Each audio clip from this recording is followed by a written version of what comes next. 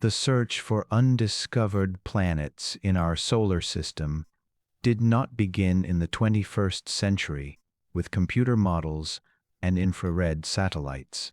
The hunt for invisible worlds has been a recurring theme in astronomy for more than 150 years, driven by the principle that led Urbain Leverrier to predict Neptune, the observation that celestial bodies were not behaving as the laws of physics said they should. This historical pattern of false leads, incomplete data, and ultimately successful predictions provides important context for understanding why the modern search for Planet 9 has taken so long, and why previous astronomers missed what we now believe is hiding at the edge of our solar system. The roots of Planet X mythology stretch back to the 19th century, before we even had a clear understanding of the outer solar system. In the 1840s, as Leverrier was using mathematical precision to locate Neptune, astronomers were already speculating about the possibility of additional planets beyond that newly discovered world. The 19th century scientific mind was intoxicated by the success of predicting Neptune's existence through pure calculation. If gravity could reveal one hidden world through orbital perturbations, why not others? This optimistic view of gravitational prediction led astronomers and mathematicians to search the outer solar system with renewed vigor. However, these early efforts were fundamentally limited by the technology of the time. Telescopes were less powerful, photographic plates were not yet reliable, and the sheer vastness of space beyond Neptune meant that any small planetary body would be extraordinarily difficult to locate.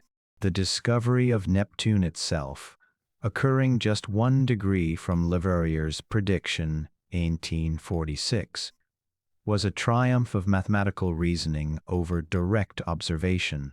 This monumental success set an expectation among astronomers that the outer solar system was a region where precision calculations could unlock secrets that the naked eye and early telescopes could not reveal.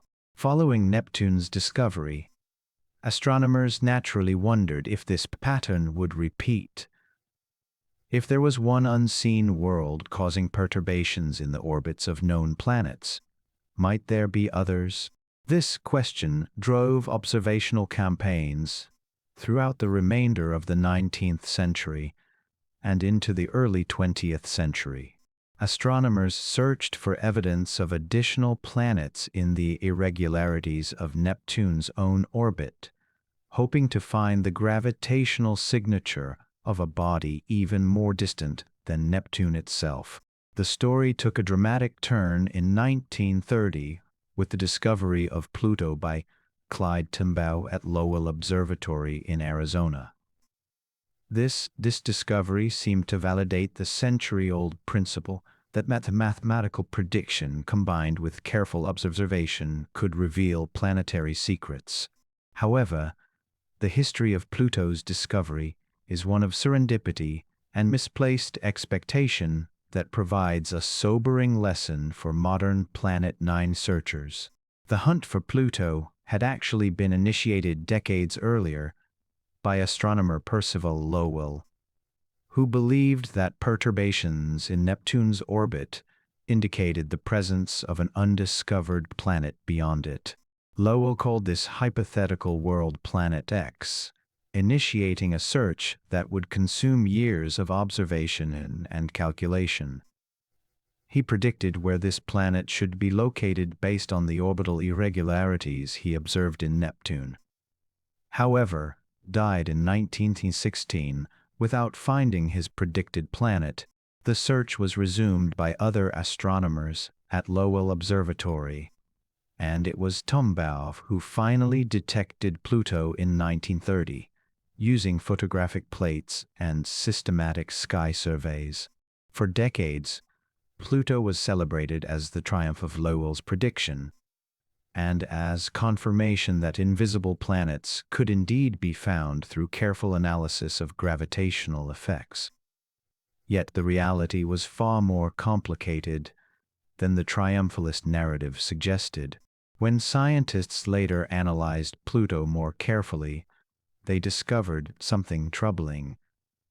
Pluto's mass was far too small to account for the perturbations in Neptune's orbit that had driven Lowell's prediction in the first place. The irregularities in Neptune's position that seemed to require an explanation simply did not match the gravitational effects that Pluto could produce.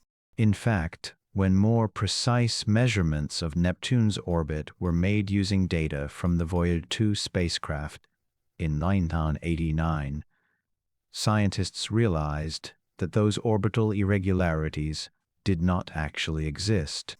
The supposed perturbations that had motivated the entire search for Pluto had been measurement errors, artifacts of the limited precision available to early observers. Pluto, it turned out, was not the planet that Lowell had predicted at all. It was a discovery made for the right reasons, but the wrong object, a small icy body in the Kuiper Belt that happened to be located near the region where Lowell's calculations had suggested something should be found. The irony was profound. Pluto became known as a planet because it fit the gravitational model, but almost by accident, because it was visible and in the right part of the sky. This embarrassing episode might have discouraged searches for additional planets, but it did not. The discovery of Pluto, even as a mismatch from prediction, demonstrated that the outer solar system contained objects astronomers did not yet know about. Throughout the remainder of the 20th century, improvements in telescope technology and photographic methods led to the discovery of numerous small bodies Neptune. Astronomers began to map out what we now call the Kuiper Belt, a region populated by thousands of small icy bodies. Each new discovery expanded our understanding of the outer solar system's architecture. Yet none of these bodies exhibited the characteristics needed to explain the orbital patterns that modern scientists have observed in recent decades. The failure of 20th century Planet X searches was not due to lack of effort or ingenuity. Rather, these searches were hampered by fundamental limitations in both observational capacity and theoretical understanding. Early astronomers were working with incomplete data about the actual properties of the outer solar system. They did not know the total mass of the Kuiper Belt, the distribution of objects within it, or even that such a belt existed as a coherent structure. Their predictions were based on limited orbital data from a handful of known objects. Predictions did not pan out.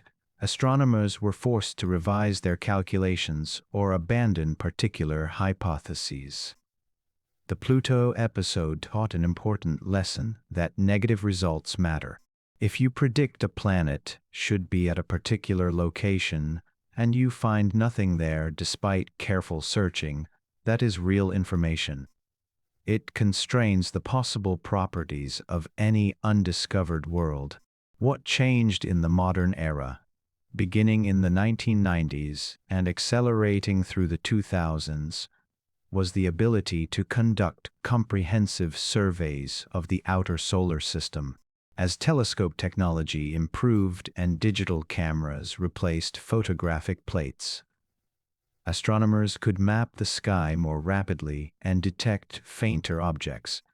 More importantly, the statistical analysis of large populations of objects became possible. Rather than trying to find one predicted planet by looking for its gravitational effects on a specific body, modern astronomers could examine the collective behavior of thousands of trans-Neptunian objects and look for patterns that would require explanation. This shift from prediction-driven searches to pattern recognition searches represented a fundamental change in methodology. The old approach asked, where should the planet be? The new approach asked, what do they tell us about whether a planet exists? The 2003 discovery of Sedna marked a turning point in this methodological shift. Sedna's extreme and unusual orbit could not be easily explained by the known planets. This single anomalous object was not enough to prove the existence of another planet, but it raised questions. Over the next decade, as more extreme trans-Neptunian objects were discovered with similarly puzzling orbits, a pattern began to emerge. It was not that any single object clearly showed the gravitational signature of an unseen world. Rather, the collective distribution of these objects showed something that appeared statistically unlikely to occur by chance. This was a very different type of evidence from what Leverrier or possessed.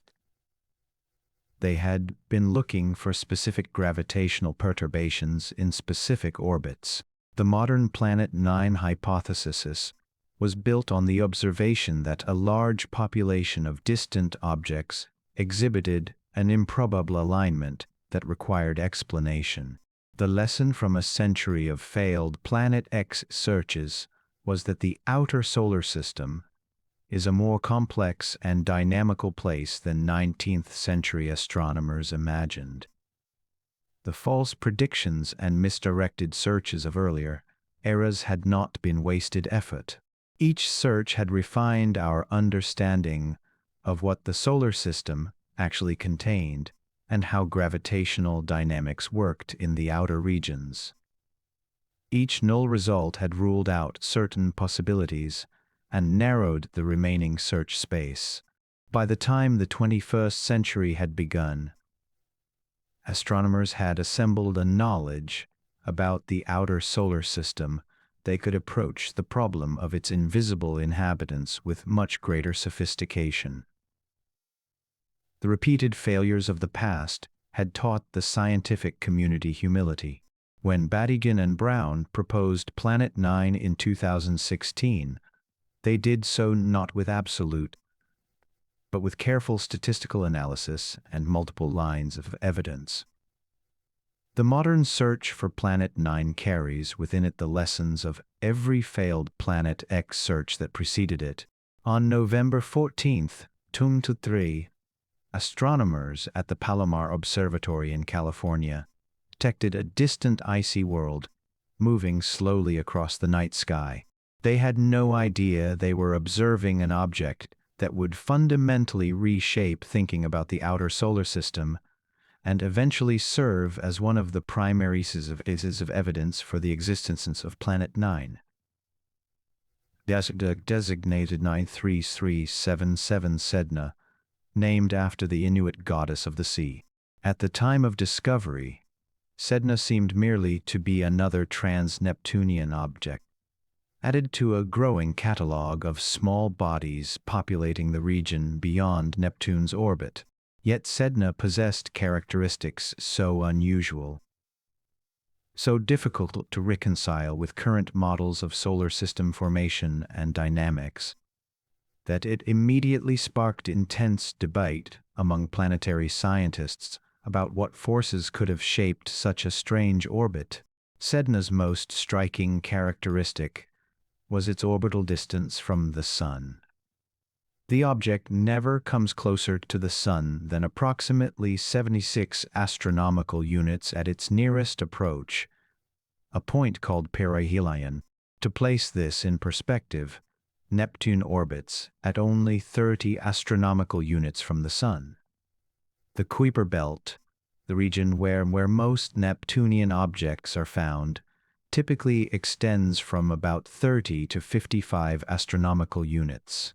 Sedna's closest approach to the Sun places it well beyond the region where Neptune's gravitational influence is strongest.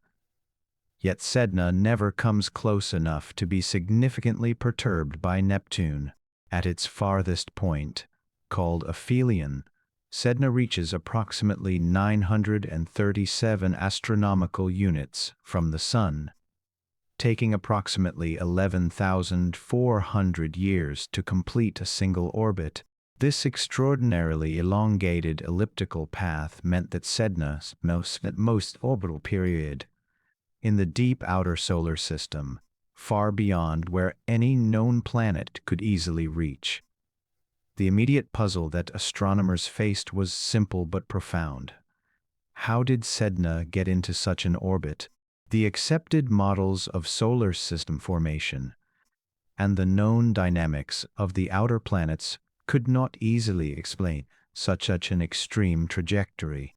According to standard planetary dynamics, objects in the outer solar system are shaped by gravitational interactions with Neptune and occasionally with the other gas giants. These interactions typically either pull distant objects into more circular orbits aligned with the orbital plane shared by most planets, or they eject objects entirely from the solar system. Sedna's orbit was neither circular nor aligned with the standard orbital plane. Instead, it was highly elongated and inclined at an unusual angle relative to the orbits of the known planets. Furthermore, its perihelion, its closest point to the Sun, was so distant that no known planet could have recently interacted with it to produce such an orbit. If something had not sculpted Sedna's unusual path, it should not exist in such an extreme orbit. The discovery of Sedna prompted immediate speculation. Some astronomers suggested that Sedna might be a Capsch interloper, object that had originally formed around a different star and was somehow pulled into the solar system by the Sun's gravity. This would be extraordinarily rare, but given how unusual Sedna was, perhaps it warranted consideration. Other scientists proposed that Sedna might be evidence of a collision or dynamical instability in the distant past, when the solar system was younger and more chaotic. Perhaps some long-ago encounter between massive bodies had scattered Sedna into its current orbit. These explanations had a common theme. They invoked extraordinary events to explain extraordinary observations. Yet extraordinary events eventually gave way to more mundane explanations as additional discoveries emerged. Between 2004 and 2012, astronomers discovered several more objects with orbital characteristics similar to Sedna's, though generally not quite as extreme. Objects such as Gonggong, Eris, and Makemake joined Sedna in a small but growing population of what astronomers began calling extreme trans-Neptunian objects, ETNOs. Each new discovery to the puzzle. These objects had some common characteristics. Their orbits were typically highly elongated. They approached the Sun at distances greater than 50 astronomical units, and their trajectories did not align with the expected orbital planes of the known planets. Most importantly, none of them could have recently interacted with Neptune or any other known planet in a way that would naturally produce their current orbits. The more objects of this type that were discovered, the less likely it seemed that each represented an individual cosmic accident. Statistically, the odds of multiple objects ending up in such similar unusual orbits by chance became vanishingly small.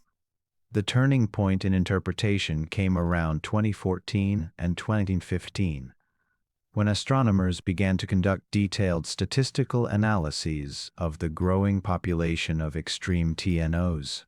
One crucial observation emerged from this analysis.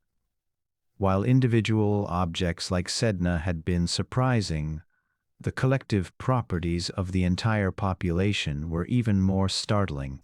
When astronomers examined where these extreme TNOs reached their perihelion, their closest approach to the Sun, they found something unexpected.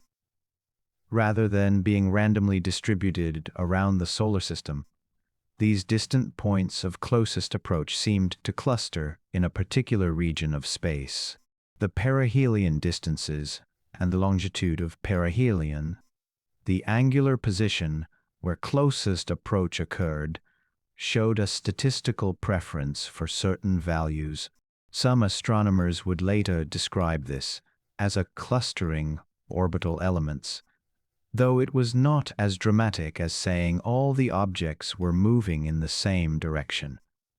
Rather, it was a subtle but statistically significant deviation from random distribution. This clustering was perplexing because nothing in the known dynamics of the outer solar system should produce it. When astronomers ran computer simulations of how the known planets would act objects in the distant outer solar system, those simulations predicted that over billions of years, elements should become randomly distributed due to small perturbations from distant encounters and long-term dynamical chaos. Yet the observed extreme TNOs did not show this randomness. Instead, they showed a pattern. This pattern suggested the presence of an unseen gravitational influence, something massive enough to shepherd these objects into aligned orbits but distant enough that it had been detected by direct observation. The intellectual leap that followed was profound. If the clustering of extreme TNOs could not be explained by the known planets, then either the solar system was fundamentally different from how astronomers understood it, or there existed an object massive enough to produce such gravitational effects. Konstantin Bettigin and Michael Brown at Caltech, the same researchers who would later publish their comprehensive Planet-9 hypothesis in 2016, were among those who recognized the significance of this pattern. Their mathematical models suggested that a planet with a mass somewhere between 5 and 10 times that of Earth, occupying a highly elongated orbit at tremendous distances from the Sun, could explain the observed clustering of extreme TNO orbits. The mechanism by which such a distant planet would work was subtle but elegant.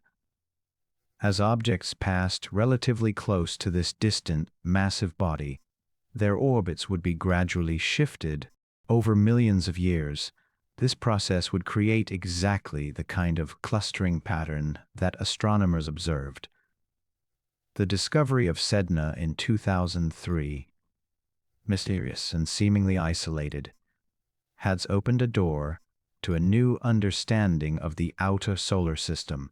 Sedna itself was no longer merely a curiosity or an anomaly to be explained away. It had become the leading member of a population of objects that collectively told a story about gravitational forces and unseen masses. The ancient Anuid goddess of the sea, after whom the object was named, had presided over the ocean depths. In a poetic sense, Sedna had revealed that the depths of the solar system held secrets too. The clustering of Sedna and its fellow extreme TNOs became the seed from which the modern Planet-9 hypothesis would eventually grow, transforming the question, how do we explain this one strange object? To what massive world must exist to explain this coherent population of distant bodies? The search for hidden worlds' edge of the solar system has never been a simple binary proposition.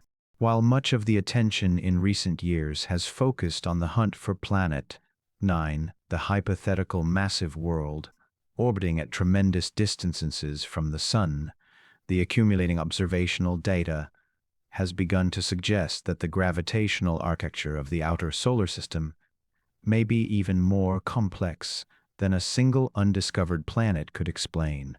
In October 2025, a significant new study proposed an alternative or complementary explanation to the Planet-9 hypothesis. Researchers suggested the possible existence of Planet Y, a smaller world orbiting closer to the Sun than Planet-9 itself. This hypothesis does not necessarily invalidate the evidence for Planet-9. but rather suggests that the outer solar system may contain multiple undiscovered worlds, each contributing to the orbital patterns and gravitational anomalies that astronomers have observed. The emergence of the Planet Y hypothesis represents a maturation in planetary search methodology, moving beyond the single-planet model to consider the possibility of a multi-body system hidden from direct view. The theoretical foundation for Planet Y emerged from a careful re-examination the orbital data of extreme trans-Neptunian objects and certain classes of detached objects that do not follow the predicted distributions produced by Planet Y models alone. While Batygin and Brown's Y hypothesis elegantly explained the clustering of perihelion distances for many extreme TNOs, some objects continued to show orbital characteristics that deviated from the predictions. Specifically, certain bodies exhibited inclinations and orbital orientations that seemed inconsistent with shepherding by a single massive object in an elongated orbit. Some objects possessed orbits that were nearly perpendicular to the predicted orbital plane of Planet Y, suggesting that another gravitational influence might be at work. Additionally, some extreme TNOs reached perihelion distances and showed orbital angles that seemed to require a different source of gravitational perturbation than that provided by the hypothetical Planet Y.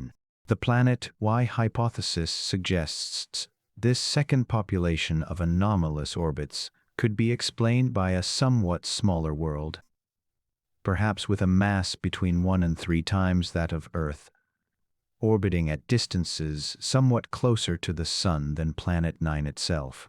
Preliminary models suggest that Planet Y might orbit somewhere between 100 and 300 units from the Sun, placing it in the inner regions astronomers call the scattered disk, the transitional zone between the Kuiper belt proper and the more distant region where Planet Y is theorized to lurk.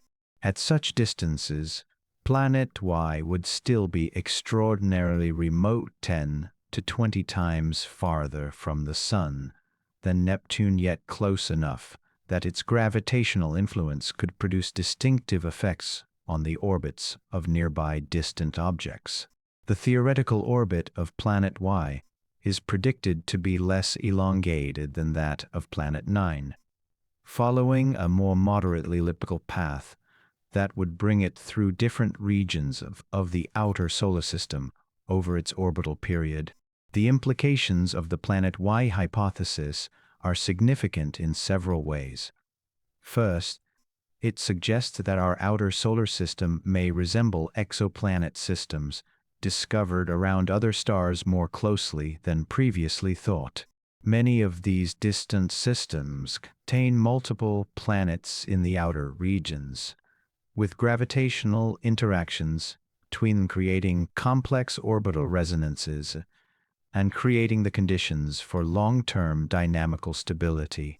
If both Planet Y and Planet exist, our solar system would fit more naturally into this broader context of planetary system architecture.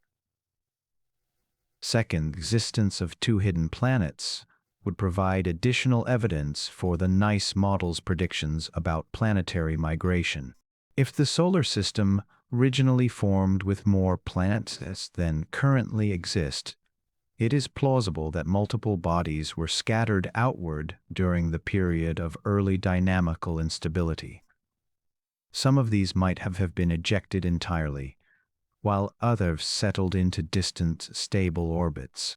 Third, and perhaps most intriguingly, the discovery of Planet Y that astronomers have yet to discover the complete population of large bodies in the outer solar system, raising the possibility of worlds beyond Planet Y and Planet Y.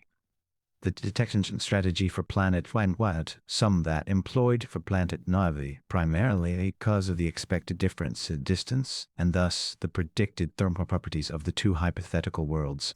If planet Y is closer to the Sun than planet 9, it would receive more solar radiation, despite still being extraordinarily far away. This means it might be somewhat warmer than planet 9, and its infrared heat signature might fall into slightly different wavelength bands. Additionally, planet Y's proximity to the known regions of the Kuiper belt means that its search area overlaps more significantly with regions that have already been surveyed by existing telescopes. This presents both advantages and disadvantages. On one hand, archived data from previous surveys might already contain images of planet Y, just as they may contain the elusive signal of planet 9. On the other hand, the crowded nature of this region of space, with thousands of known objects and the galactic background of stellar and dust radiation, makes isolating a faint moving target significantly more challenging. Researchers investigating the planet Y hypothesis have used similar archival analysis techniques to those employed in the search for planet 9, comparing multi-epoch infrared survey data to identify objects that have moved over time. The shift and stack methodology that revealed promising candidates, planet 9, in infrared images and ACARI, has also been applied to search for planet Y. However, the search parameters differ. Whereas the search for planet 9 focuses on specific regions of the sky predicted by orbital clustering analysis, the search for planet must cast a somewhat wider net, given that the orbital parameters of this hypothetical world are not yet well constrained by available data. Multiple candidate objects have been identified in preliminary analyses, though none have yet been confirmed as representing rather than instrumental artifacts or background noise misidentified as moving objects.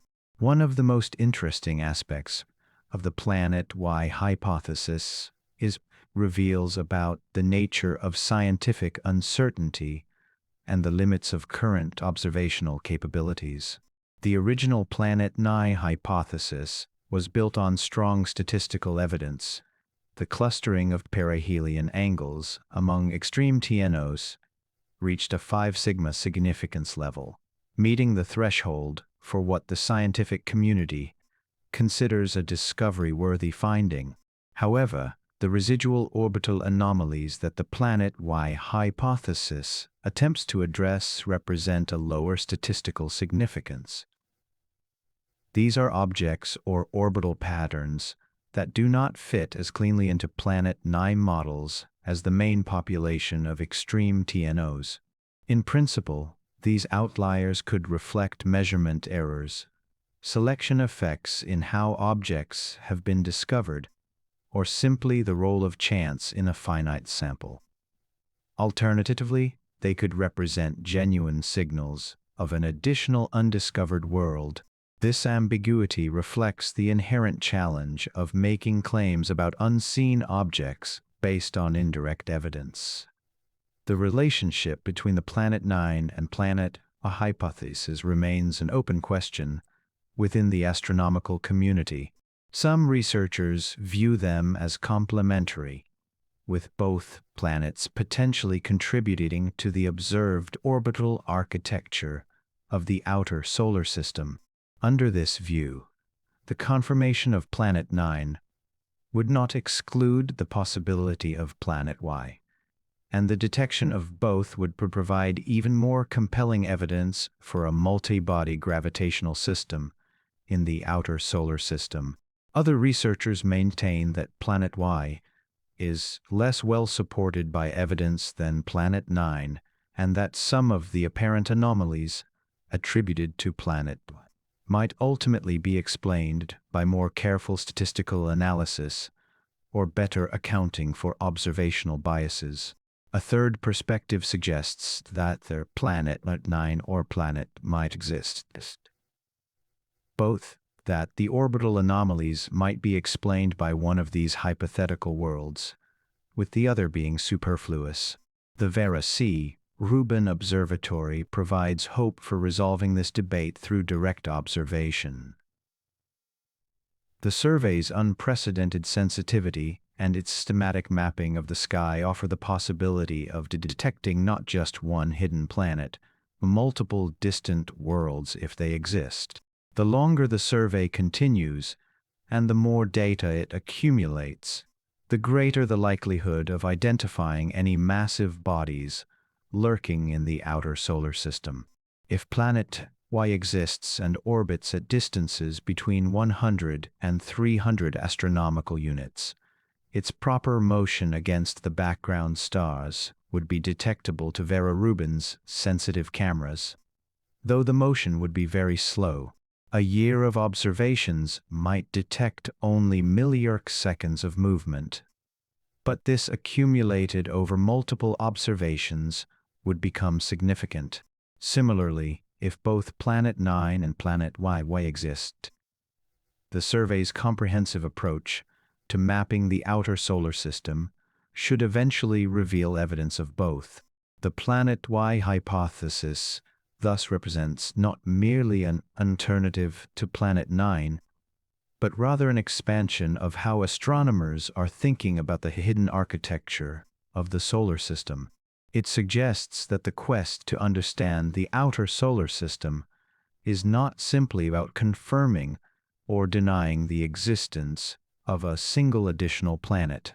Rather, it is about gaining a complete picture of gravitational dynamics in the region far from the Sun, where small perturbing forces accumulate over millions of to create the orbital patterns we observe today. Whether Planet Y ultimately proves to be real or gives way to alternative explanations, its consideration has deepened the investigation into what the night sky holds. The search for hidden worlds has always been a search for hidden truths about how systems form and evolve. Planet Y, whether confirmed or discounted, reminds us that the outer solar system may still hold surprises that expand beyond our current theoretical expectations. The search for Planet 9 has fundamentally relied on a principle of physics that seems almost paradoxical: finding an object by looking not at the light it reflects, but at the heat it emits. This shift from visible light astronomy to infrared detection represents a critical evolution in observational strategy, driven by the harsh reality that a distant, cold world at the edge of the solar system will be virtually invisible to traditional telescopes. Understanding the technical methods behind infrared searches requires delving into the physics of thermal radiation, the architecture of spaced infrared observatories, and the unfortunate limitations of instruments that were designed for different scientific purposes. The story of why Planet 9 has remained hidden despite decades of data includes a fascinating chapter about how the very sensitivity ranges of our best infrared satellites were inadvertently calibrated to miss the signal we were searching for. The foundation of infrared detection in understanding black body radiation, a fundamental concept in physics that describes how all objects with a temperature above absolute zero emit electromagnetic radiation. The Sun and hypothetical distant planets all emit radiation across a spectrum of wavelengths, from visible light to infrared to radio waves. The peak wavelength at which an object radiates energy is determined by its temperature, a relationship described by Wien's displacement law. The hotter an object, the shorter the wavelength of its peak emission. The Sun, with a surface temperature of approximately 5,700 Kelvin, radiates primarily in the visible portion of the spectrum, which is why our eyes evolved to see in those wavelengths. Earth, at an average temperature about 288 Kelvin, radiates primarily in the infrared, with peak emission occurring around 10 micrometers in wavelength. a hypothetical planet 9 times the mass of Earth, sitting at the cold edge of the solar system far from the sun's warmth, would have a different thermal signature. A planet the size and mass predicted for Planet 9 would retain substantial internal heat from its formation, heat generated by the gradual decay of radioactive elements in its rocky interior. This internal heat source means that Planet 9 would be warmer than the absolute zero of the surrounding space, even though it receives negligible solar radiation at its distant orbit. Current theoretical models suggest that such a world would have an equilibrium temperature somewhere between 50 and 150 Kelvin, depending on factors such as its composition, how efficiently it radiates heat through its atmosphere or surface, and how much internal heat it still possesses billions of years after its formation. At such temperatures, according to Wien's displacement law, the peak of the planet's thermal radiation would occur in the far infrared portion of the electromagnetic spectrum, at wavelengths typically between 50 and 200 micrometers. This is a crucial detail.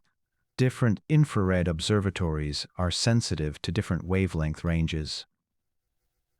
And this difference explains why some satellites have been more capable than others of detecting a distant cold world. The relationship between temperature and wavelength also illuminates why visible light telescopes are fundamentally incapable of detecting Planet 9. By the time sunlight reaches a distance of 500 to 7 astronomical units from the sun, the intensity of illumination has dropped by a factor of millions. The inverse square law of radiation, one of the most fundamental principles in physics, dictates that the intensity of light decreases with the square of the distance. At such tremendous distances, a planet would receive so little sunlight that even the most sensitive optical cameras would see only darkness. If visible light reflected from such a distant world reached Earth, it would be thousands of times than the faintest objects detected by the most powerful optical telescopes. Furthermore, that faint reflected light would have to compete with the background radiation from billions of stars and the diffuse glow of interstellar dust. Finding a visible light reflection from Planet 9 would be equivalent to attempting to see the reflection of a laser pointer beam on a distant asteroid, while standing in bright sunlight surrounded by millions of other laser beams. It is not merely difficult, it is effectively impossible with current technology. Infrared radiation, by contrast, depends on the object's own thermal emission rather than reflected sunlight. A cold planet radiates infrared energy continuously, independent of how far it is from the sun. This fundamental difference means that infrared detection is actually better suited to finding cold, distant objects than visible light detection. An infrared camera sensitive to the wavelengths at which Planet 9 should radiate would be looking for a faint heat signature against the background of the cosmic infrared radiation field. This is still extraordinarily challenging, but it is not impossible. The cosmic infrared background, the diffuse glow of infrared radiation pervading space, provides a noisy but penetrable background that infrared telescopes can work through careful data processing and statistical analysis. The practical implementation of infrared searches for Planet 9 has depended critically on the capabilities of specific satellites. The infrared astronomical satellite, known as IRAS, operated in 1983 and surveyed the entire sky in 4 infrared wavelength bands, 12, 25, 60, and 100 micrometers. IRAS was revolutionary for its time, creating the first complete all-sky map in the infrared. However, IRAS was not designed with the search for distant solar system objects in mind. Its primary mission involved studying star formation, dust clouds, and galaxies. The wavelength bands it observed were chosen to be useful for these astrophysical studies, not for detecting cold planets at the solar system's edge. The Akari satellite, which Japan launched in 2006, carried infrared instruments that extended observations further into the far infrared, with sensitivity at wavelengths up to 160 micrometers. Again, Akari's mission focused on broad astrophysical questions rather than the specific search for undiscovered planets in our solar system. The Wide Field Infrared Survey Explorer, known as WISE, represents a more advanced infrared observatory that operated from 2009 to 2011. WISE carried sensitive infrared detectors and was capable of detecting extremely faint objects across the entire sky. It produced the most comprehensive infrared all survey conducted that date, discovering numerous brown dwarfs, asteroids, and comets. One might expect that WISE would have been ideal for finding Planet 9, yet it was not. The reason lies in the specific wavelength bands where WISE was most sensitive. WISE observed primarily 12, 22, and 90 micrometers.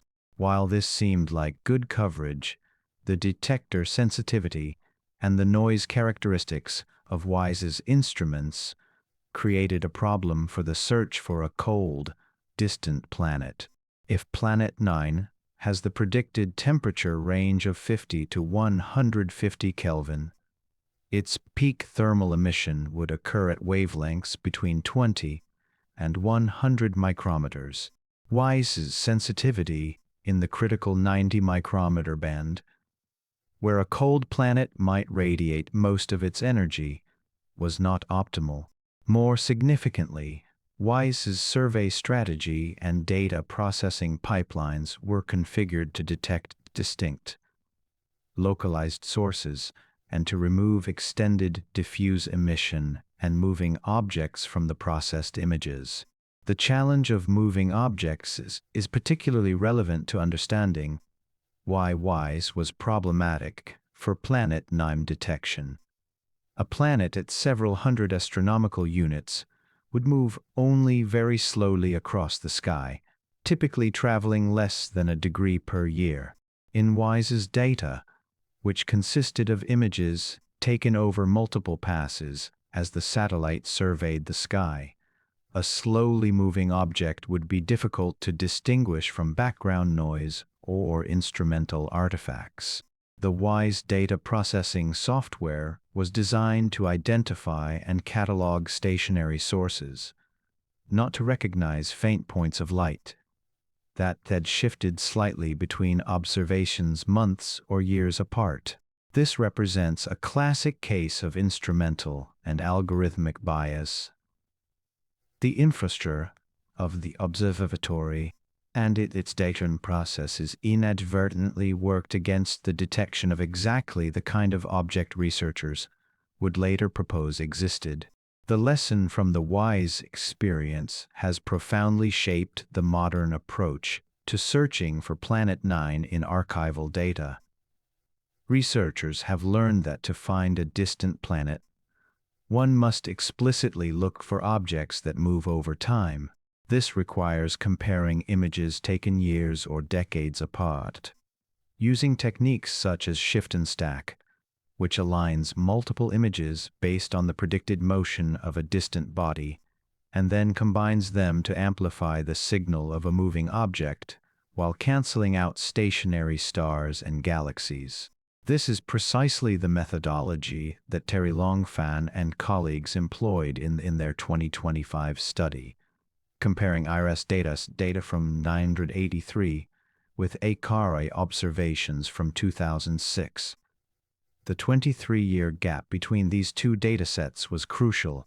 Over such a span of time, even a slow-moving planet at hundreds of astronomical units would shift its position measurably against the fixed background of distant stars. By using computational methods to detect and enhance this motion, research could identify candidates for Planet 9 in archival data that had existed for decades without yielding the planet's location. This technical deep dive into infrared detection revealed the search for Planet 9 has been constrained by the architecture of existing instruments and the theoretical frameworks that guided their design. Scientists working in the 1980s and 2000s could not have anticipated that future researchers would desperately need to find cold objects far from the sun by analyzing the thermal signatures hidden in their data. Yet the future is always written by the constraints and capabilities inherited from the past. The Vera Rubin Observatory represents the first major astronomical facility designed with sensitivity across wavelengths and survey strategies that are well matched to the specific problem of detecting distant planets. Its infrared capabilities, its ability to detect slowly moving objects, and its systematic approach to repeatedly imaging the same regions of sky promise to overcome the limitations that other earlier satellites faced. In this sense, the decades of null results from previous infrared surveys were not wasted effort, but rather a gradual honing of understanding about what observational capabilities would ultimately be needed to solve the mystery of what lies in the darkness at the edge of our solar system.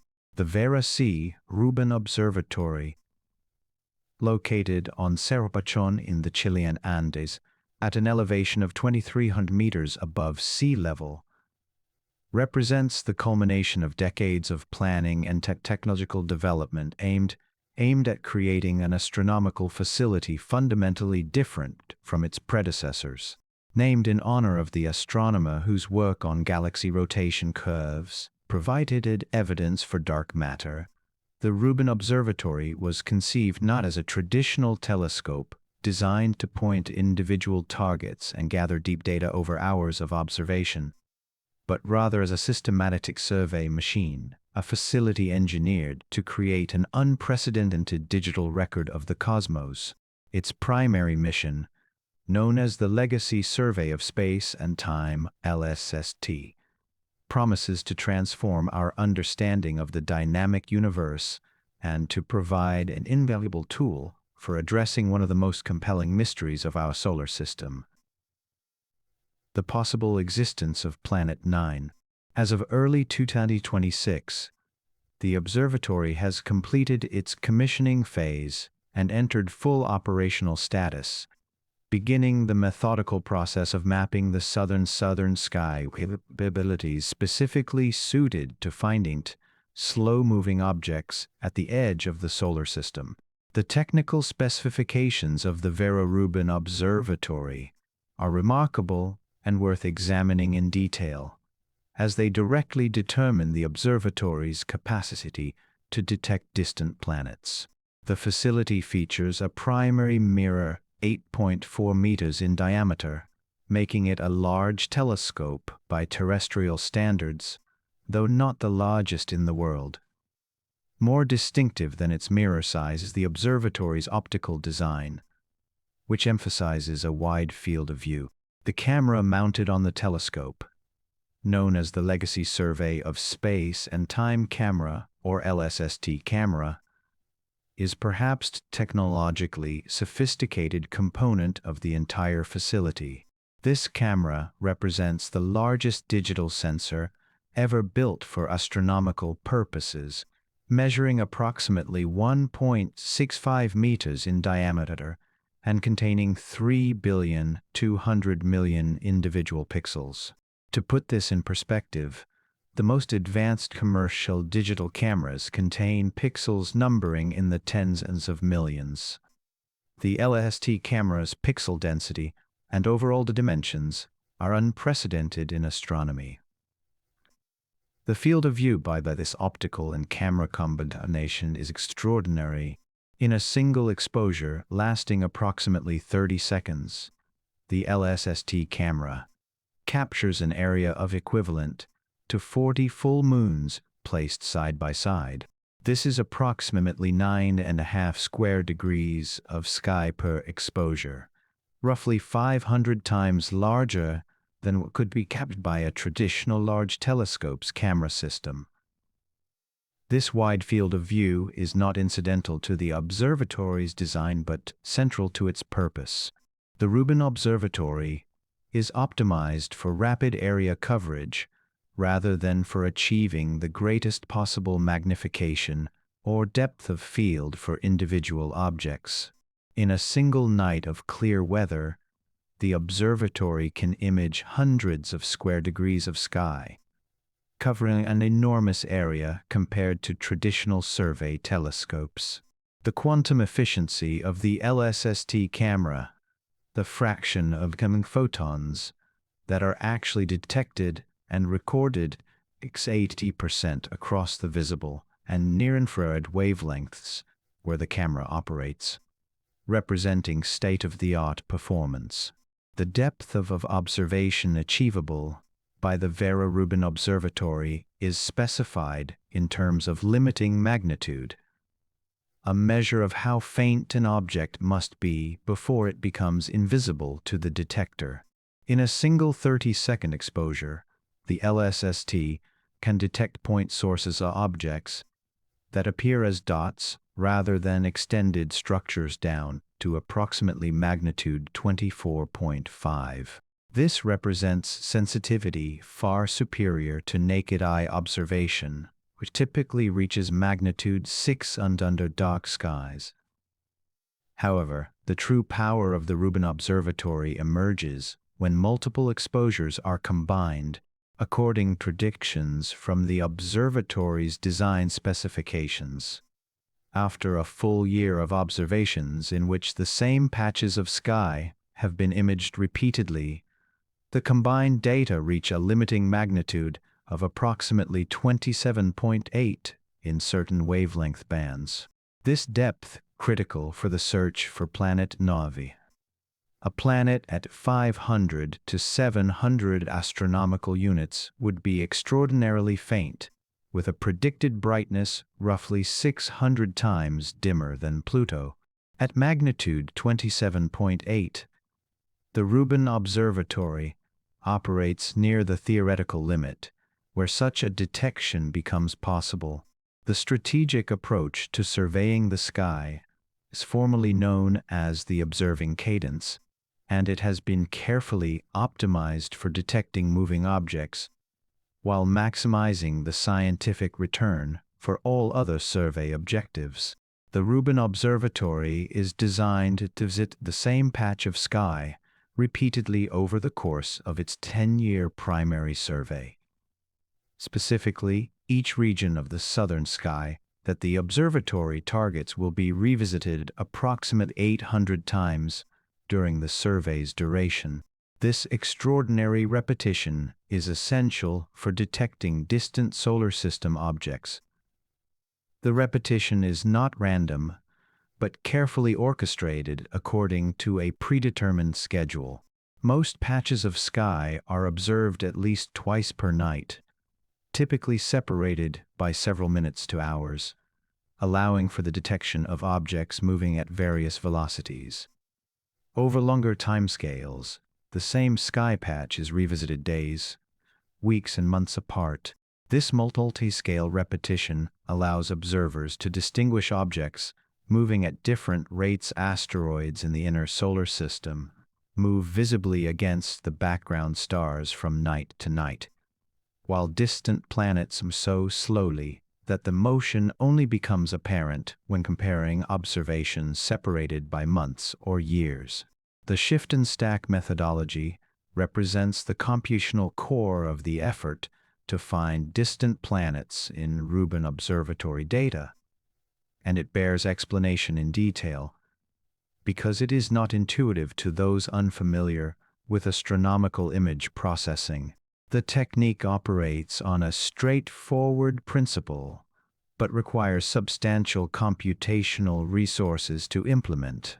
When an astronomer suspects that a faint, moving object might exist at a particular location in the sky and might be moving at a particular rate, they can take multiple images of that sky patch and align them based on the predicted trajectory of the object. The alignment process, known as shifting or registering the images, removes the apparent motion of the object, or translating each image so that the suspected object occupies the same position in each frame. Once shifted, the images can be combined or stacked by simply adding them together pixel by pixel. If a real object is actually present and moving as predicted, then stacking aligned images causes its signal to accumulate and grow stronger. Simultaneously, the background stars and noise, which are randomly distributed across the images, tend to cancel out or remain roughly constant when images are simply added together. The mathematical principle underlying shift and stack is that signal coherence grows faster than noise when multiple observations are combined. If a faint object is real, it will appear at the same position in every aligned image. And adding images will increase the object's brightness proportionally to the number of images combined. Random noise, by contrast, grows more slowly according to statistical principles.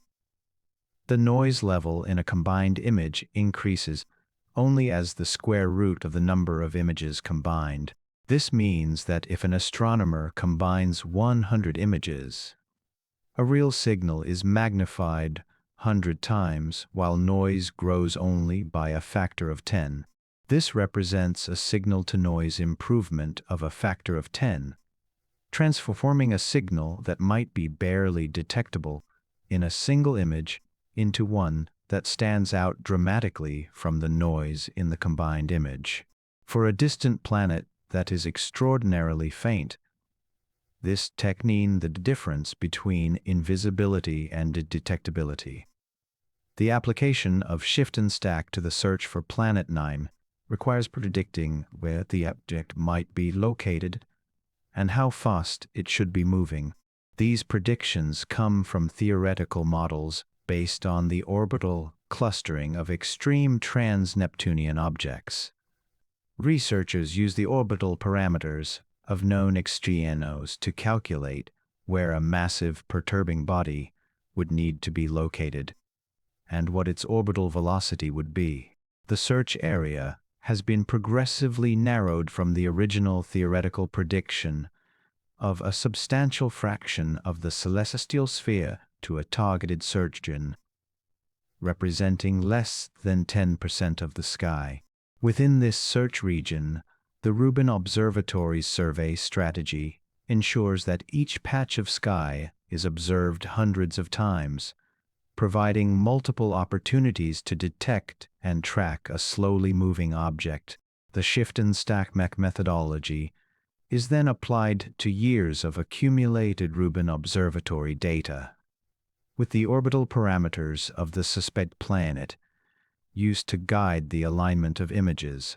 The survey strategy itself deserves detailed examination because it represents a carefully engineered compromise between detecting numerous classes of astronomical transients and variable objects, while simultaneously maintaining the capacity to detect planets. The Rubin Observatory's 10-year survey is designed to detect supernovae in distant galaxies, monitor variable stars, track near-Earth asteroids that might pose impact hazards, discover new asteroids and comets, and characterize the variable extragalactic universe. Each of these scientific objectives places demands on how the sky should be observed. The planet search places additional constraints. The necessity of repeatedly observing the same sky patch over long timescales to detect slow proper motion. The observatory's observing schedule attempts to satisfy all these requirements through a complex algorithm that determines which region of the sky to observe at any given time. The southern sky, visible from Cerro Pachon, is divided into observing footprints, each slightly larger than the LST camera's field of view, to account for gaps between detector modules. The cadence algorithm determines which footprint to observe during each 30-second exposure, striving to balance the competing objectives. A significant milestone in the observatory's commissioning phase occurred in January 2026, when the first peer-reviewed scientific results from the LST camera were published. The study identified a record-breaking asteroid designated 2025 MM25, notable for its extraordinarily rapid rotation. This asteroid spins so rapidly that material at its equator experiences centrifugal acceleration, approaching 1% of Earth's gravitational acceleration. Detecting such a rapidly rotating object requires not merely finding it, but characterizing its rotational properties through careful photometric observation, measuring subtle changes in brightness as the asteroid rotates and presents different surfaces to our view.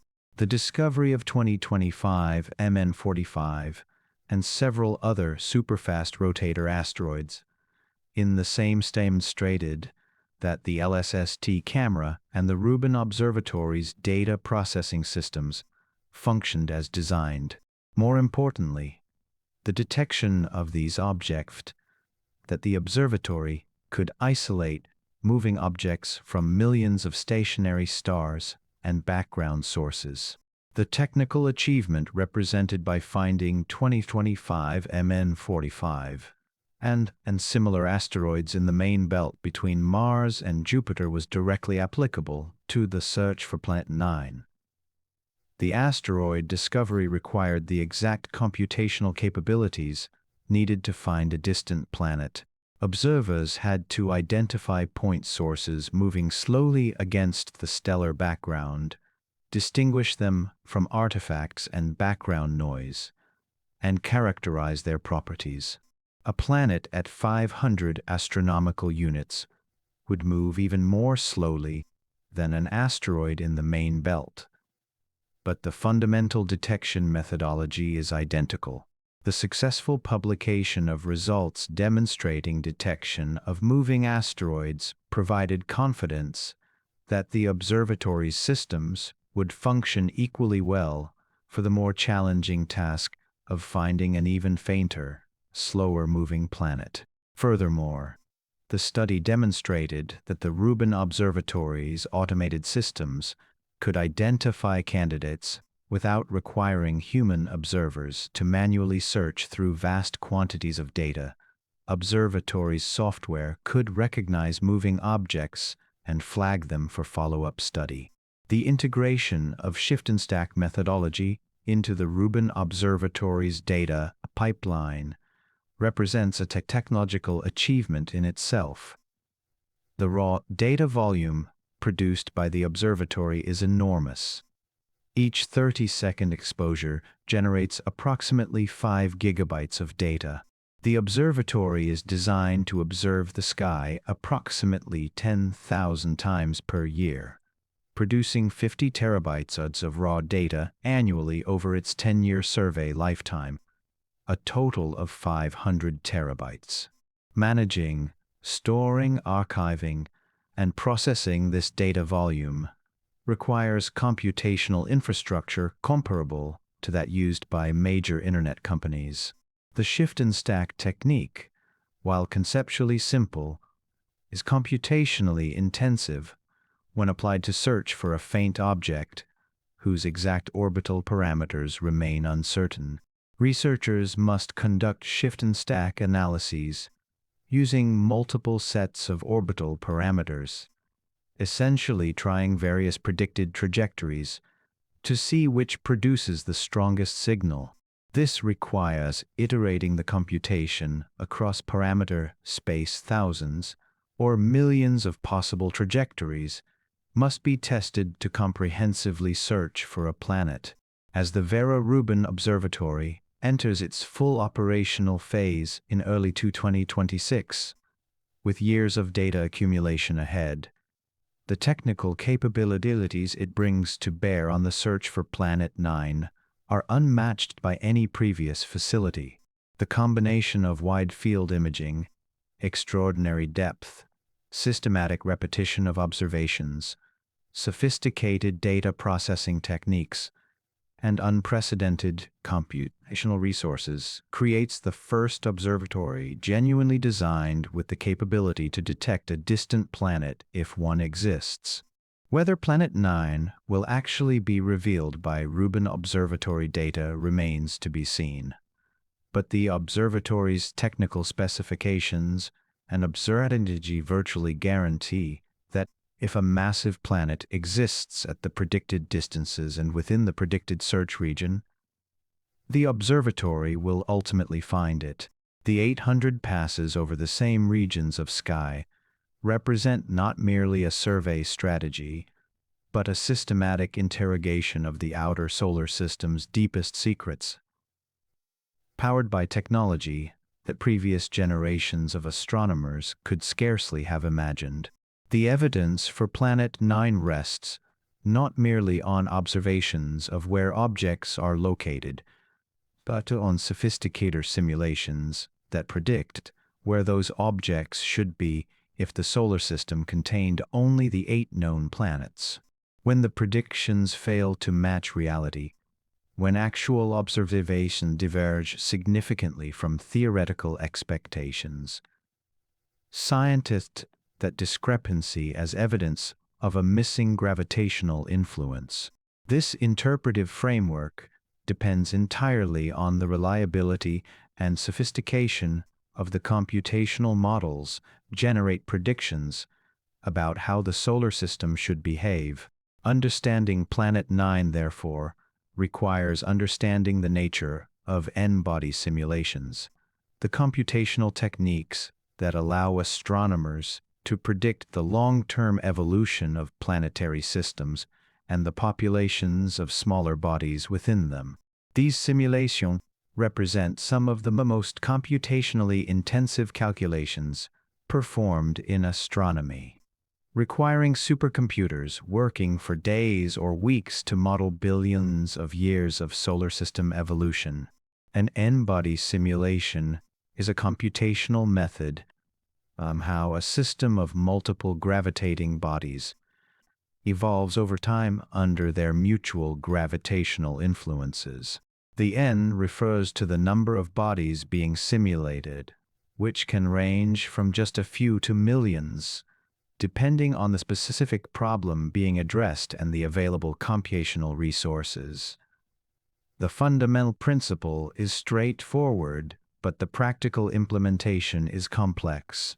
The simulation begins with initial conditions specifying the position, velocity, and mass of each body in the system. Newton's laws of gravitation dictate that each body experiences a gravitational force from every other body in the system, with the force depending on the masses of the bodies and the distance between them according to the inverse square law. The net force on each body determines its acceleration, which in turn determines how its position and velocity change over time. By integrating these equations of motion forward in time through small incremental steps, the simulation generates a trajectory for each body showing where it will be at each subsequent moment.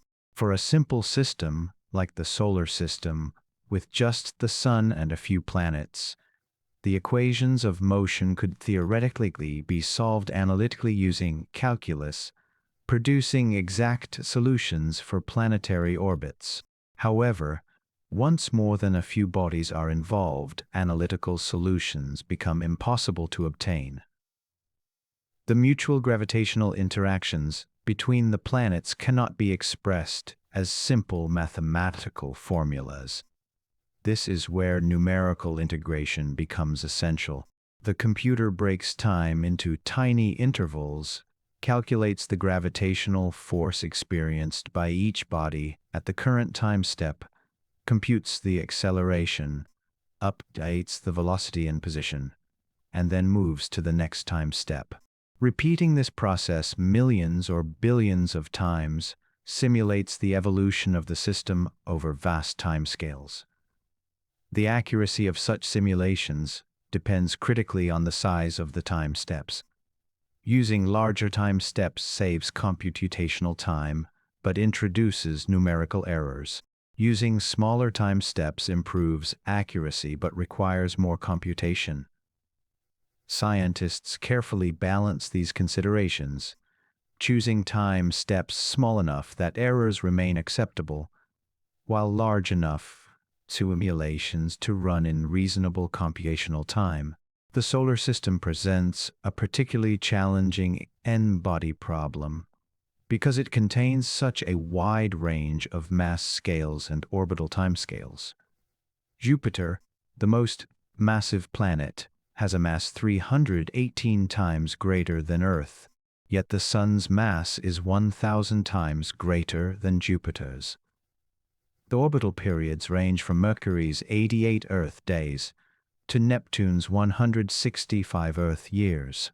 When attempting to model billions of years of solar system evolution, while accurately resolving the orbital periods of the inner planets, computational challenges become severe. A single simulation of 8 planets around the Sun over 4 billion years might require integrating the equations of motion 10 billion times, with each integration step requiring calculation of the gravitational force between every pair of bodies. For a system with just 8 planets, this is computationally manageable. But when attempting to model the behavior of thousands of trans-Neptunian objects under the gravitational in the Sun and 8 planets, the computational burden grows exponentially. Each additional body added to the simulation increases the number of gravitational force calculations that must be performed at each time step. This computational reality has driven the development of increasingly sophisticated simulation techniques. One approach is to use a hierarchical methodology, in which bodies are grouped based on their proximity and mutual interactions. Bodies that are far apart have negligible gravitational effects on each other and can be treated in simplified ways, while only nearby bodies require full gravitational calculations. Another technique involves using variable time steps, integrating rapidly changing parts of the system with small time steps, while using larger time steps for regions changing slowly. Scientists also employ parallel computing, distributing the computational work across multiple processors working simultaneously. Despite these optimizations, n-body simulations of the outer solar system remain computationally intensive undertakings, often requiring weeks of computation on dedicated supercomputers. The application of n-body simulations to the planet question emerged from a desire to understand whether the current population of trans-Neptunian objects could have been produced by gravitational interactions with the known 8 planets alone. Konstantin Batygin and Michael Brown began with a crucial question. If we start with a simulated solar system containing only the Sun and 8 planets in their current orbital configuration, and we populate it with thousands of test particles representing trans-Neptunian objects, how would those objects be distributed after 4 billion years of gravitational interactions? The answer provided by n-body simulations was unambiguous and striking.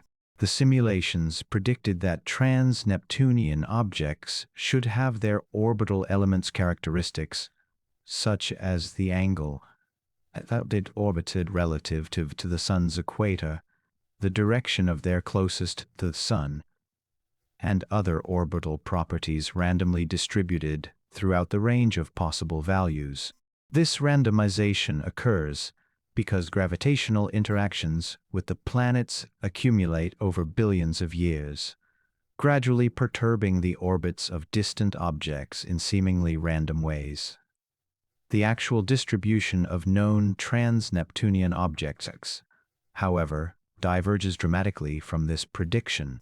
Instead of showing random scatter, the orbital elements of extreme TNOs show clustering. The angles defining the perihelion direction, the direction in space where objects reach their closest approach to the Sun, show statistical preference for certain values rather than being uniformly distributed. This clustering pattern is extremely unlikely to arise by chance. When Battigan and Brown calculated the probability that such clustering could occur randomly in a system containing only 8 planets, they found the probability to be less than 1 in a million, reaching the 5 sigma significance level that constitutes a discovery-worthy finding in astronomy. This mismatch between the prediction of simulations and the actual observations became the primary evidence and supporting the planet Nye hypothesis. The next step in the analysis involved asking whether adding a 9th planet to the simulation could produce the observed clustering.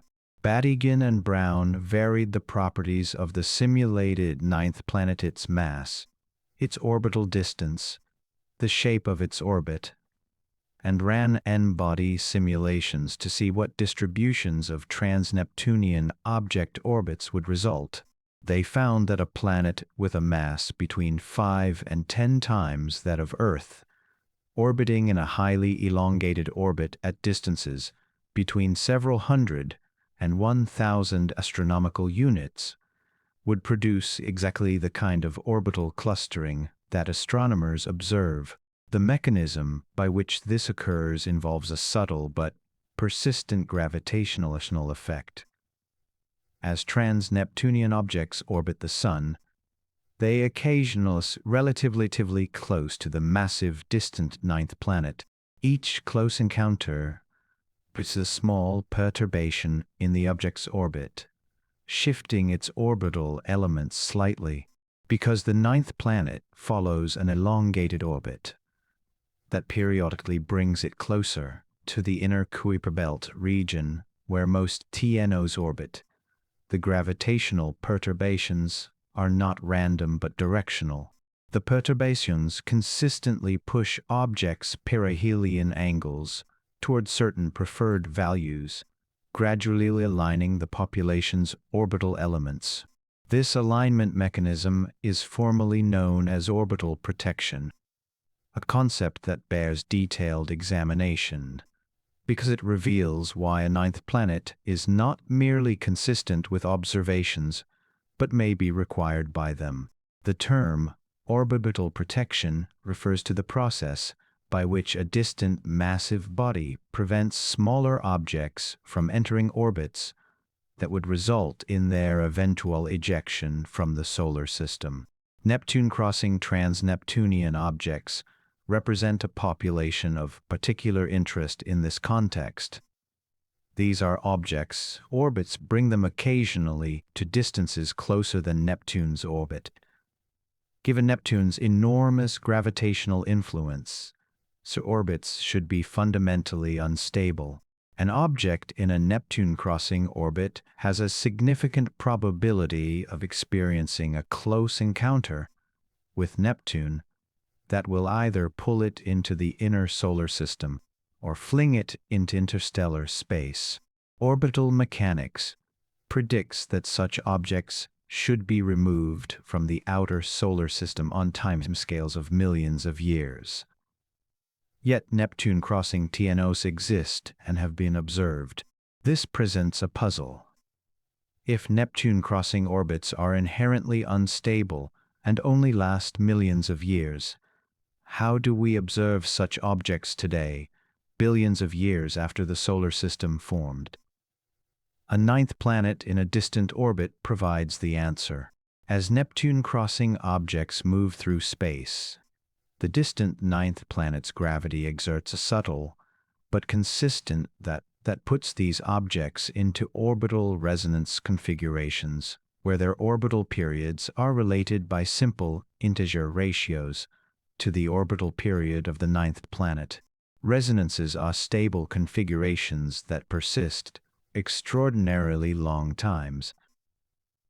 Object in a 1 to 2 resonance, for example, completes 2 orbits, while the ninth planet completes 1. These resonant configurations act as gravitational traps, protecting objects from close encounters with Neptune that would destabilize their orbits. The ninth planet, despite coming close enough to directly interact with Neptune-crossing objects, exerts an indirect protective effect through the resonance structure it creates in the orbital architecture of the outer solar system. The 5 sigma significance level of this orbital protection evidence represents a watershed moment in the Planet 9 investigation.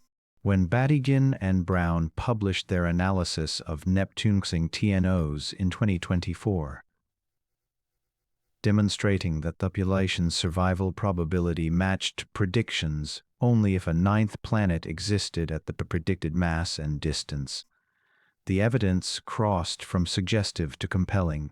This was not merely showing that a ninth planet could explain observed patterns.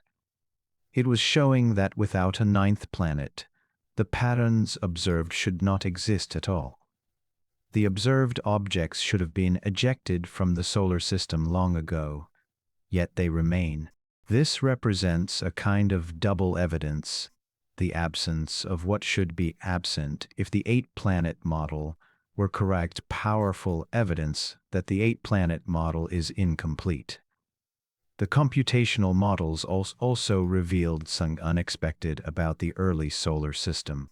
The simulations suggested that if a ninth planet currently exists in a distant, stable orbit, the solar system may have begun with more planets than currently remain. The NICE model, which describes the early dynamical instability during which the giant planets migrated from their birth locations, is compatible with the presence of an additional planet that was subsequently scattered outward rather than ejected entirely. A protoplanet that initially orbited closer to the Sun might have been pushed outward during this early chaotic phase, eventually settling into the distant, stable orbit we now hypothesize it occupies. This connection between the early solar system's violent reorganization and the current existence of a ninth planet demonstrates how N-body simulations connect observations across the different timescales, from the violent chaos of the early solar system to the subtle orbital clustering we observe today in the cold, quiet depths of the Kuiper Belt.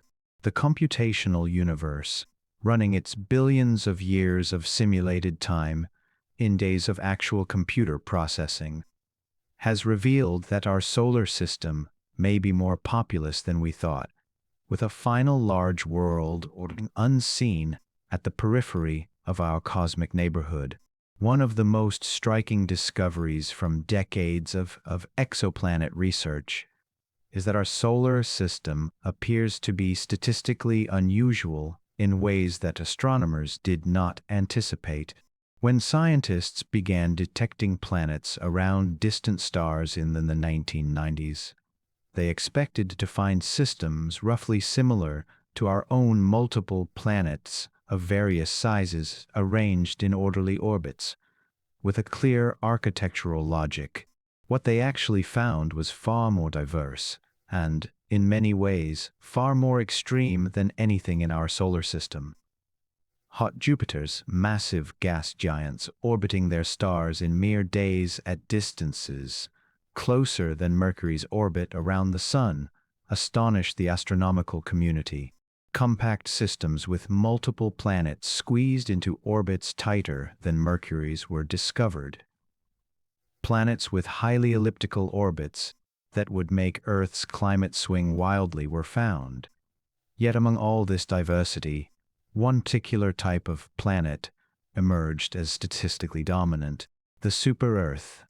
A world larger than Earth, but smaller than Neptune, is by far the most common of planet discovered around other stars.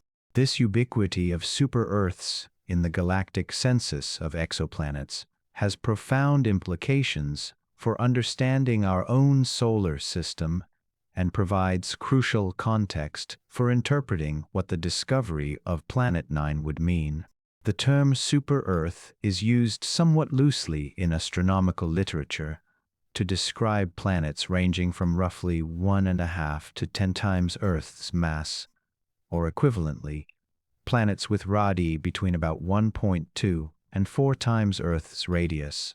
This category encompasses a wide variety of worlds with different compositions and properties. Some super-Earths appear to be rocky terrestrial worlds, only modestly larger than Earth. Others are more accurately termed mini-Neptunes, because they possess thick atmospheres of hydrogen and helium, making them compositionally distinct from Earth, despite being smaller than Neptune. The defining characteristic shared by all super-Earths is that they fall into a size and mass range that does not exist in our solar system. Our planetary includes terrestrial planets like Earth, Venus, Mercury, and Mars, which are all smaller than Earth comparable to it. We possess giant planets Jupiter and Saturn, which are vastly more massive, but we lack the intermediate category that dominates exoplanet systems. Mercury, the smallest planet in our solar system, has a mass of only 0.055 Earth masses. Venus and Earth have masses of 0.82 and 1.0 Earth masses, respectively. Jupiter, by contrast, has a mass of 3.18 Earth masses. This represents the gap. The most common exoplanets in the galaxy occupy the gap between Earth and Neptune, filling a niche that our solar system appears to avoid. The implications of this statistical finding have sparked vigorous discussion among planetary scientists.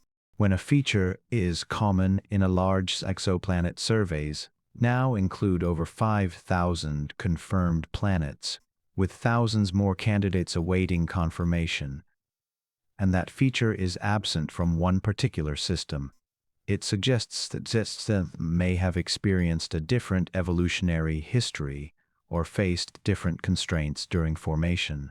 Our solar system's apparent lack of super-Earths could mean several things. It could indicate that super-Earth formation is difficult or unlikely around solar mass stars, and our system simply happened to miss out through random chance. Alternatively, it could suggest that our solar system formed in conditions or followed a dynamical pathway that explicitly prevented super-Earths from forming or surviving. A third possibility, and one that has gained increasing credence as evidence for Planet 9 has accumulated, is that our solar system actually does contain a super-Earth. It orbits far beyond the regions where we have been searching and has remained hidden until now. The distribution of exoplanet masses and orbital properties suggests that super-Earths form preferentially in the outer regions of planetary systems, far from the star's intense radiation and gravity. Observations indicate that super-Earths tend to cluster at orbital distances comparable to the inner solar system, typically at distances to 100 times Earth's distance from the Sun. As distance increases and the gravitational influence of the star weakens, super-Earths become less common, yet they are still detected. A super-Earth in a distant orbit around our Sun would fit naturally within the broader context of galactic planetary demographics. The existence of such an object would explain a puzzling anomaly. that our solar system is an outlier among planetary systems, lacking a major category of planets seen almost everywhere else. It would also suggest that the formation processes that produce super-Earths operated in our solar system just as they did around other stars. But the resulting planet was simply pushed to much greater distances than typical. The formation of super-Earths remains an active area of research, with several competing theories attempting to explain their prevalence. One leading model suggests that super-Earths form through the accumulation of planetary embryos, smaller planetary blocks, in the protoplanetary disk of material surrounding a young star. In this scenario, multiple embryos collide and merge, building up planetary mass through hierarchical accretion. The process is similar to how terrestrial planets in our solar system formed, but with a crucial difference in scale. The protoplanetary disks around other stars may contain more material distributed differently than the disk that formed our solar system, resulting in different outcomes. Some models suggest that gaps in the protoplanetary disk, created by the formation or migration of massive planets, can concentrate the remaining material and promote the formation of super-Earths in the regions between gaps. Other models invoke planetary migration, proposing that super-Earths form at intermediate distances and then migrate outward or inward as the disk evolves, ultimately settling at their current orbital distances. If Planet 9 is a super-Earth in a distant orbit, its presence would suggest that our solar system followed a formation pathway that produced such an object, but left it in the outer reaches rather than in the inner or middle regions, where most detected super-Earths orbit. This could indicate that the NICE model's description of planetary migration applies to our system in ways that have not yet been fully appreciated. During the early chaotic period when Jupiter and Saturn underwent dramatic orbital changes, additional planetary bodies might have been created. A super-Earth formed at intermediate distances could have been pushed outward by gravitational interactions with the migrating gas giants, eventually settling into a distant stable orbit, where it has remained for billions of years. Alternatively, Planet 9 might have originally formed at greater distances and only gradually migrated to its current location through interactions with the primordial disk of planetesimals. Either way, the presence of a super-Earth in our solar system would suggest that the same formation processes that created super-Earths in other systems were active around our Sun. But the dynamical evolution of our system took a different path. The implications extend beyond mere taxonomy or statistical sampling. Understanding the properties of a super-Earth in our solar system would provide an unprecedented opportunity to study this common class of planets in detail. Observations from Earth-based telescopes and space observatories could determine of Planet 9 that are extraordinarily difficult to measure for distant exoplanet super-Earths. The atmospheric composition of Planet 9, if it possesses a substantial atmosphere, could be analyzed through spectroscopy. The internal structure and thermal properties could be inferred from careful measurement of its orbital perturbations and from thermal emission data. The presence of a moon or moon system around Planet 9, if such a system exists, could be detected. For exoplanet super-Earths, most of these measurements are either impossible or extraordinarily difficult because the planets are so distant and their host stars so much brighter. Yet for a super-Earth in our solar system, detailed characterization becomes feasible. The discovery of Planet 9 would also provide implementation for theoretical models of planetary formation and evolution. Current models make predictions about how common super-Earths should be in different orbital regions and under different formation conditions. These predictions are tested against observations of distant systems, but such tests are necessarily limited by the selection effects inherent in exoplanet detection. Ground-based and space-based surveys preferentially detect planets in certain orbital configurations and mass ranges. Finding Planet 9 would provide a clean test case of planetary formation theory applied to our own system, uncomplicated by observational selection effects. If Planet 9's properties predictions from formation models, it would strengthen confidence in those models. If Planet 9 possesses unexpected characteristics, it would provide information forcing refinement of our understanding. Furthermore, the existence of a super-Earth in our solar system would reshape how we interpret the architectural diversity of exoplanet systems. Many star systems contain multiple planets at various orbital distances, with super-Earths frequently alongside giant planets and smaller terrestrial worlds. Our solar system, with its 8 planets, has often it as an example of a dynamically simple, well-ordered system. The addition of a 9th world would suggest that our system is actually more similar in structure to other multi-planet systems than previously appreciated. We would possess both giant planets and super-Earths, terrestrial worlds and distant ice-rich bodies, arranged in a configuration that potentially reflects universal principles of planetary system organization. This recognition would support the idea that despite the apparent diversity of exoplanet systems, there may be underlying commonalities in how planetary systems form and evolve. The specific details differ from system to system, but the fundamental process is planetary migration, orbital resonances, gravitational scattering, and dynamical stability to operate similarly everywhere in the galaxy.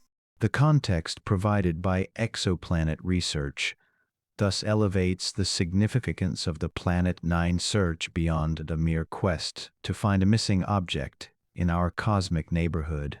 The search becomes a test of whether our solar system follows the same universal principles of planetary formation operate throughout the galaxy, or whether it represents a unique exception to patterns observed everywhere else.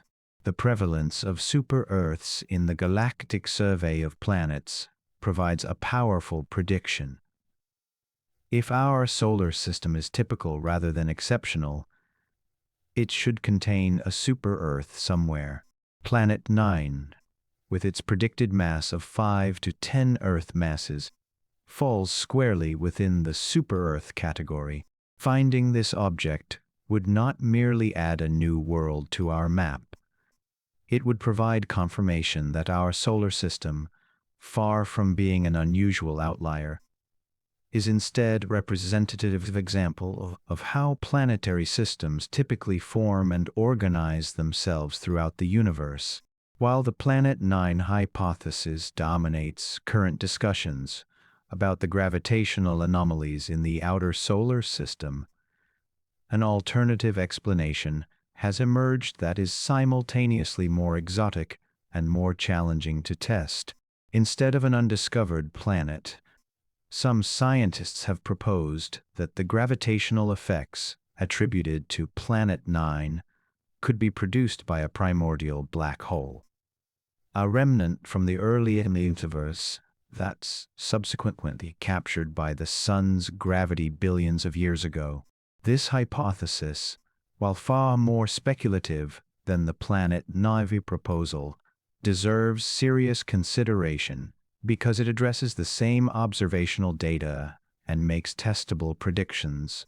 Understanding the primordial black hole alternative requires exploring how such objects could have formed in the early universe, why they would be invisible to conventional telescopes, and what exotic detection methods might ultimately reveal their presence or confirm their absence.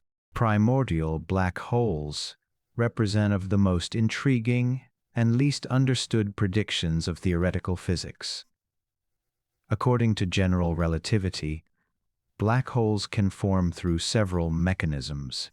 The most commonly discussed mechanism involves the gravitational collapse of massive stars at the end of their lives.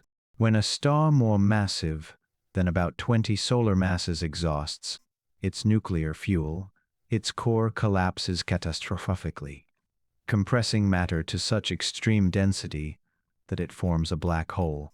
This process of stellar mass black hole formation requires waiting for stars to age, exhaust their fuel, and undergo collapse processes requiring millions of years. However, Einstein's equations of general relativity also permit black holes to form under different circumstances. In the extraordinarily dense and energetic conditions of the very early universe, minute fractions of a second after the Big Bang, quantum fluctuations in the density of matter could have created regions that were slightly denser than average.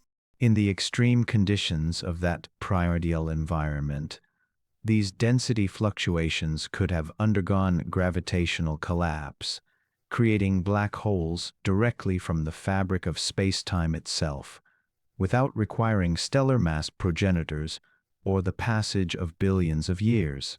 The theoretical window of primordial black hole formation was brief, and has long since closed. Primordial black holes could only have formed during the first cent or so after the Big Bang, when the universe's density and temperature were sufficiently extreme that quantum fluctuations could trigger gravitational collapse. As the universe expanded and cooled, the conditions necessary for such formation disappeared forever. This means that any primordial black holes that exist today are relics of the universe's infancy, fossilized remnants of conditions that can never be reproduced. The mass of a primordial black hole depends on precisely when during the first fractions of a second after the Big Bang it formed. A primordial black hole that formed extremely early, when the universe was still extraordinarily dense, would be massive. A primordial black hole that formed later, when the density had decreased somewhat, would be less massive. Theoretical models predict primordial black holes could range in mass from as little as 1 microgram smaller than a grain of sand to potentially thousands of solar masses. The specific type of primordial black hole that could account for Planet 9's gravitational effects would need to have a mass between approximately 5 and 10 times that of. This corresponds to a mass of roughly 30 trillion to 60 trillion kilograms. For comparison, a stellar mass black hole created by the collapse of a massive star would have a mass of at least 20 solar masses, far exceeding this range. The existence of primordial black holes in the 5 to 10 Earth mass range has not been directly confirmed or excluded by observations. They represent a theoretical prediction that has not yet been definitively tested. If such a primordial black hole existed and was captured by the Sun's gravity early in solar system history, it could currently be orbiting at tremendous distances from the Sun, producing the same gravitational effects on trans-Neptunian objects that would result from a massive planet. Why would a primordial black hole be invisible to telescopes?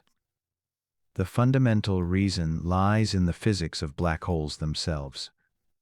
A black hole is defined as a region of space-time from which not even light can escape. Its boundary, known as the event horizon, marks the point beyond which no light matter, or information can ever reach us. Below this radius, gravity is so intense that even photons moving at light speed cannot overcome it. For a black hole with 5 to 10 Earth masses, the event horizon would have a radius of approximate 1 to 2 centimeters. This means the black hole itself would be a sphere no larger than a marble. It would emit no light of its own, because light cannot escape from it. It would reflect no light from the sun, because it is so small that the probability of sunlight striking it is vanishingly small. To human perception and to any optical telescope, a primordial black hole would be perfectly black, a tiny invisible sphere, surrounded by empty space.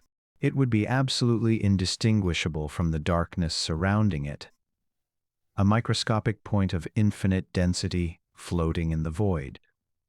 Yet while a primordial black hole would be invisible to optical telescopes, it would still produce gravitational effects identical to those of a massive planet. Objects passing nearby would experience gravitational acceleration toward the black hole, just as they would toward any massive body. The orbital perturbations it would induce trans-Neptunian objects would be mathematically identical to those produced by Planet 9. This is a consequence of one of the most profound principles in physics, the equivalence of inertial and gravitational mass. For the purposes of gravitational dynamics, what matters is the mass of an object and its location. The internal structure of the object is irrelevant. A 5 Earth mass primordial black hole and a 5 Earth mass planet would produce identical gravitational fields and would cause identical orbital perturbations. From the perspective of dynamical analysis alone, it would be impossible to distinguish between them. Yet primordial black holes have characteristics that planets do not possess, and these characteristics offer potential avenues. One distinctive property involves the behavior of radiation near a black hole. While the black hole itself emits light, the intense gravitational field near the event horizon can affect matter and radiation passing through that region. Matter falling toward a black hole accelerates to tremendous speeds, heating up through friction and gravitational compression. This heating can cause the matter to emit X-rays and other high-energy radiation, creating a characteristic signature. However, primordial black hole in a distant, isolated orbit would have negligible matter falling into it, and would therefore emit no such radiation. Another potential detection method involves the subtle way in which black holes bend light from distant stars. Einstein's general relativity predicts that massive objects curve spacetime, causing light from objects behind the massive body to be bent slightly. This effect, called gravitational lensing, can be detected if the massive object passes in front of a distant star. For a small primordial black hole, the lensing effect would be extraordinarily subtle, but in principle detectable. A more exotic potential detection method for a primordial black hole involves gravitational wave emission. If a primordial black hole passes near other massive objects, or if it interacts with the disk of material surrounding the early sun, such interactions could produce gravitational waves ripples in spacetime that propagate at light speed. Advanced gravitational wave detectors, like the Laser Interferometer Gravitational Wave Observatory, known as LIGO, have been designed to detect these ripples. However, detecting gravitational waves from a primordial black hole in a distant solar orbit would require the black hole to be in a very recent close encounter with other massive bodies. An unlikely event, given the current isolated state of the outer solar system. Another potential detection method would involve sending a fleet of laser-propelled microscopic probes. toward the predicted location of the primordial black hole. These probes could measure subtle changes in their own trajectories as they passed through the black hole's gravitational field, providing evidence of its existence. However, such a mission would be extraordinarily challenging and expensive, requiring technology well beyond current capabilities. The most practical detection method for distinguishing a primordial black hole from a planet would involve direct imaging using future observatories. If a primordial black hole passed in front of a distant star, the star's light would be bent around the black hole through gravitational lensing. For a few minutes or hours, the star's brightness would increase as its light was concentrated by the gravitational field. Such an event would see a characteristic light curve, a pattern of brightness change over time, that would be diagnostic of a black hole's presence. The Vera Rubin Observatory's systematic monitoring of billions of stars could detect such an event if one occurred during the survey period. The probability of a primordial black hole at hundreds of astronomical units passing directly in front of a distant star during a 10-year period is extraordinarily small, but not zero. If such an event were observed, it would provide compelling evidence for a primordial black hole in the outer solar system. The primordial black hole hypothesis also makes predictions what would happen if the black hole interacted with the planetesimals and comets populating the distant solar system. A black hole passing through a region populated by icy bodies would occasionally capture some of them gravitationally, causing them to spiral inward and eventually cross the event horizon. Each capture would release energy in the form of gravitational waves and potentially other radiation.